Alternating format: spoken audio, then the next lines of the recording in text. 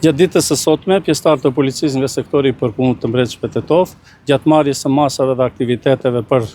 zbulimin dhe arrestimin e personave të cilët, siç e dini edhe vetë, kohëve të fundit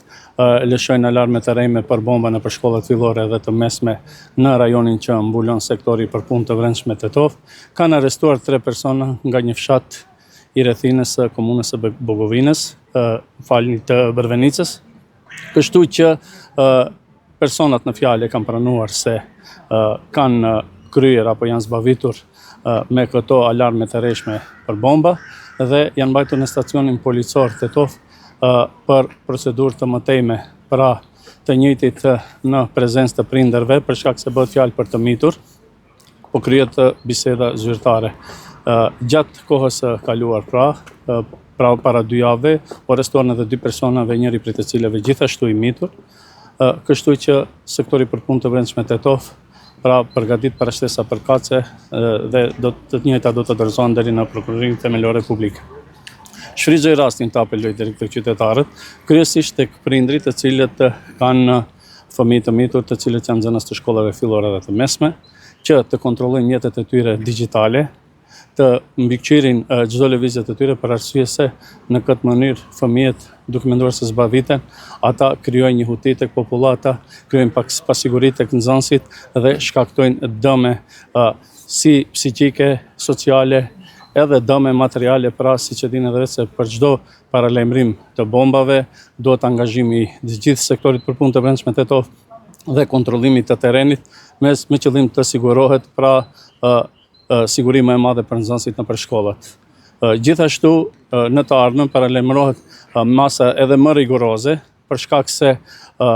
nuk është lojë, pra çdo kush që mendon se bëhet fjalë për lojë, pra kemi të bëjmë me vepra penale, të cilat janë të dënueshme me ligj dhe për të njëjtat mund të dënohet edhe me burg.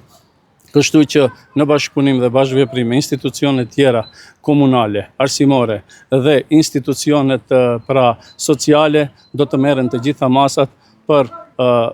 zbarjen dhe ndalimin apo prevenimin e kësaj dikurie që kohëve të fundit ka marrë një hovë të madhe. Kohëve të fundit duket se nuk ka as pak bashkëpunim me prokurorinë, me organet e socialit, me shkollat, sepse po kapen dhe mbetet marrë.